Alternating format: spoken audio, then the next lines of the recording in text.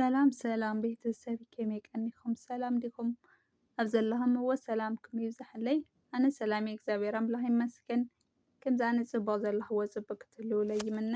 ሎማዓንቲ ናባኹም ኣቢለ እያ ዘለኹ ሓፀር ዛንታ እያ ሓቀኛ ህይወት ታሪክ ዝተመርኮሰት ዛንታ ማለት እዩ። ናብኣ ከብለኩም እየ እስካብ መጨረሻ ምሳይ ጽንሑ። ኣርእስታ ናይታ ዛንታ ድማ ህይወቱ ከትርፍ ነብሰይ ምስ ሸጥኩ ጉድ ኮይነ እያ ትብል። ህይወት ኣፍቃሪታ ንኸተተርፍ መስዋዕቲ ምስ ከፈለትሉ ኣፍቃሪያ ገዲፍዋ ኸይዱ ብዛዕባ እዚኣ እያ እታ ዛንታ ማለት እዩ። ሓቢርኩም እስካብ መጨረሻ ጽንሑ። ናብኣ ከብለኩም ላይክ ካይትረሱ ብላይክ እተው። ክልተ ኣዝዮም ዝፋቐሩ ሰብ ሓዳር ነበሩ። እዞም ሰብ ሓዳር ነቲ ዝነብረሉ ከባቢ ጥራይ ዘይኮነ ንማንም ሓላፊ መንገዲ ዝምስጥ ፍቕሪ እዩ ነይርዎ። እንተ መነባብሮኦም ግን ኣብቲ ዝተሓተ ደረጃ እዩ። ግዳ ፍቕሪ ዘለዎ ስእነት ዳርጋ ርኽበት እዩ። ከምዚ ኢሎም እናነበሩ ሃንደበት እቲ ሰብኣይ ይሓምም እሞ በዓልቲ ቤቱ ተሰኪማ ሕክምና ክትወስዶ ትብገስ። ድሕሪ ቁሩብ ጉዕዞ ውሽጥ ኢሉ ወሓዚ ማይ ይኸትራ። ተሰኪማቶ ክትሰግር ፍጹም ዘይሕሰብ እዩ። እታ ሕክምና ድማ ነቲ ወሓዚ ሰጊርካ ኣብ ማዕድያ ዝነበረት። ድሕሪኡ የዒንታ የማነ ፀጋም ቀባሕባሕ እናበለት ሃንደበት ሓደ በዓል ጀልባ ረኣየት እሞ ብጉያ ናብኡ ብምኻድ በጃኻ ዝሓወይ በዓል ቤተይ ሓሚሙ ኩመተኒ ደልዩ እሞ ኣነ ድኻ እየ ዝኸፍለካ ነገርስ የብለይንዋ ግን በጃኻ ተሓባበረኒ ትብሎ። እቲ በዓል ጀልባ ምስ ደቂ ኣንስትዮ ክድቅስ ርክብ ክገብር ክትርባሕጊ ነይርዎ ግን ምስኡ ትድቅስ ኣይረኸበን።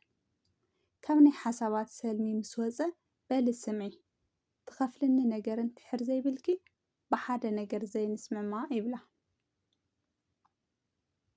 ሰበይቲ ድማ ሰብኣየይ ኣዝየ ስለ ዘፍቅሮ ስልኡ ዘይከፍሎ ነገር የለን ኣዝዘኒ ትብሎ።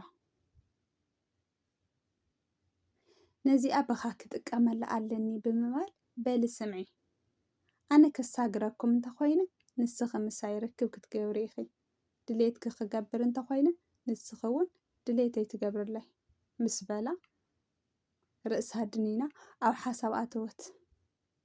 ኣማራፂ ስለ ዘይነበራ ሰብኣያ ኸይመውት ፍርሒ ስለ ዝነበራ ሕራይ ኢላ ተስማዕማዓ እሞ ክዳውንቲ መውፂኦም ርክብ ይፍጽሙ። ርክብ ፈጺሞም ምስ ወድኡ ከም ስምምዖም ነቲ ወሓዚ የሳግሮም ክሳብ እቲ ሕክምና ድማ ተሰኪሙ የብፅሐላ።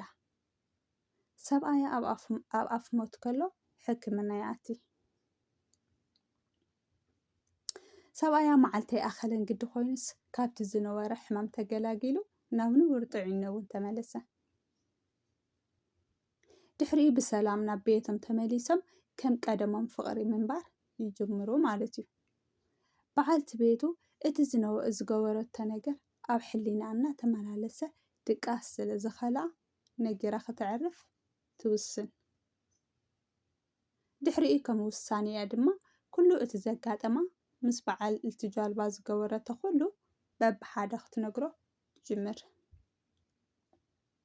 ድሕሪኡ ዘይተፀበየቶ ሰብኣያ ብሕርቃን ካብቲ ዝነበረ ተስዩ ኢድ እናወጣወጠ ካብ ሰለፍኪ ሸይጥኪ ምስ ካሊእ ሰብኣይ ደቂስኪ ትሕክምኒ ሞት መሐሸኒ ብምባል ካብታ ዕለት ንድሓር ንፋታሕ ኢሉ ፈቲሕዋ። ድሕሪኡ ተፈላለዮም እውን። ካብዞም ሰለስተ መን ይጌገኛ ኢልኩም ተኣምኑ? እቲ ጌገኛ ዝበልኩምዎ ኸ መን እዩ?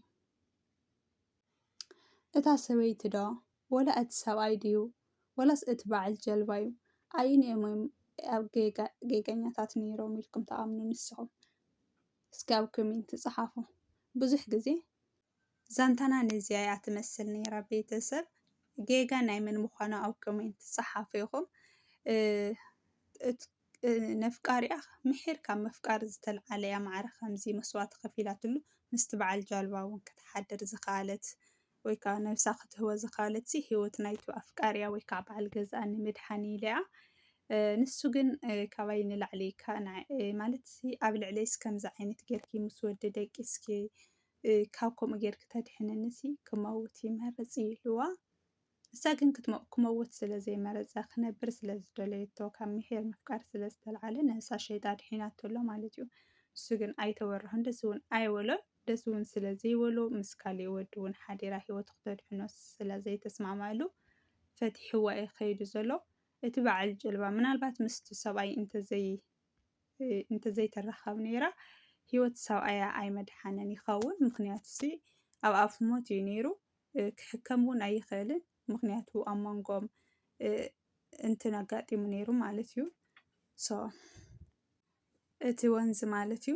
ስለዚ ንሱ ክድሕን ኣይመኻለን። ንሳ ክማዕረኽ እንድኡ መስዋዕቲ እንተዘይተኸፍለሉ ነይራ ሂወቱ ኣይመድሓነን ነይሩ። ምናልባት ነቲ ሰብኣያ ንክተድሕን ፅቡቅ ነገር ዝገበረት መሲልዋ፣ እቲ ሰብኣያ ግን ስለዘይተስማዕምዐሉ ሕማቕ ኢኸ ጌርኪ ካብ ንስኺ ምስ ካሊእ ሰብኣይ ተሓድሪ ኣነ ሞት መመረፅኩ ነይረ ከም ሞትኩ መሐሸን ነይሩ ኢሉ ፈቲሕዋ እዩ ከይዱ ዘሎ እና ጌጋ ኣብ መን እዩ ጌጋ ገይራ ዶ ማለት ሂወቱ ክስእንስ ስቂላ ክትገድፎ ነይሩዋ ዶ ወይስ ከምኡ ጌራ ሂወቱ ስለዘድሓነት ገወዝ እያ ትብሉ ንስኹም? ወይ ካስ በቃ ክሞት ድዩ ክድሕን ድዩ ናይ ባዕሉ ጉዳይ ምስ ካሊእ ሰብኣይ ግን ክድቅስ ኣይነበራን ኢኹም ኢልኩም ሓሳብኩም ትህቡ?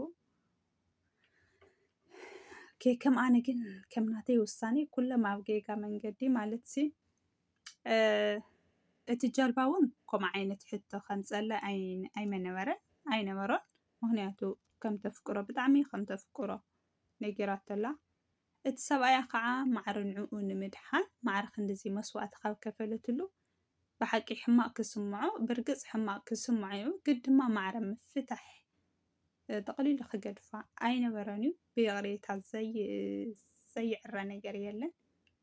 ኦሮሞይ ኣጥፍያያ ጥፍኣት ኣለዋ። ግን ድማ ንዕኡ ሓልያ ንዕኡ ክትብል እያ እምበር ካሊእ ኣብ ልዕሊኡ ካሊእ ስለዘፍቀረት ወይ ምስ ካሊእ ድሌት ስለዝነበራ ኣይኮነትን። ስለዚ ናይ በዓል ሰብኣያ ጌጋ እውን ኣለዎ፣ ናይቲ በዓል ጀልባ እውን ጌጋ ኣለዎ። ምክንያቱ ብጣዕሚ ዘፍቅሮ እየ ንስሉ ሂወተይ ክኸፍለሉ እየ እናበለቶ ምሳይ ደቅሲ ክብላ ኣይነበራን። ካሊእ ድማ እታ ሰበይቲ ከዓ በቃ ብኣምላኻ ጥራይ ማመነት ማለት ከቢድ እዩ እውን ዘሎ ማለት ኣብ ኣፍ ሞት እዩ ዘሎ ህፁፅ ረዳእታ ክረክብ ኢሎምዋ ኣለዉ። ኣጋጣሚ ወንዚ ስለዘጋጠመ ከዓ ሓዚላቶ ክትሻገር ኣይትኽእልን እያ። ዘላታ ኣማራፂ ኣብኡ ክትገድፉ እያ። ኣብኡ ደው ክብሉ እዮም ወይ ከዓኒ ከምቲ ዝበለቶ መስዋዕቲ ከፊላ ኣሻጊራ ሕክምና ክትእትዎ ማለት እዩ። ምናልባት ክሞት ድዩ ክድሕን ድዩ እሱ ናይ ኣምላኽ ኢላ ኣብኣ ደው ክትብል ነይርዋ ዶ ሓደ ነገር እዩ። ስለዚ ከም ኣነ ናይ ሰለስቲኦም ጉድለት እዩ ዘለዎም። ኩሎም ጉድለት ኣለዎም። ኩሎም ጌጋኛታት እዮም። ንሱ እውን ሰብኣያ እውን ክገድፍ ኣይነበረን። ንሳ እውን ከምዚ ዓይነት መስዋዕቲ ክትኣቱ ኣይመነበራን። ነብሳ ክትሸይጥ ኣይግባእን ነይሩ። እቲ በዓል ጀልባ እውን ከምዚ ዓይነት ሕቶ ከቕርበላ ጌጋ እዩ። ሰለስቲኦም ኣብ ጌጋ መንገዲ ነይሮም። ግን ድማ ንዑ ኢላ ክስካብ ዝገበረትሉ ሕድገት ገይሩስ ክዕረቑ ኣብቲ ንቡር ፍቅሮም ክምለስ ነይርዎም ማለት እዩ። ስለዚ እቲ ጌጋ ናይ ኩሎም እዩ። ከም ኣነ እና ቤተሰብ ዛንታና ነዚያ ትመስል ነይራ።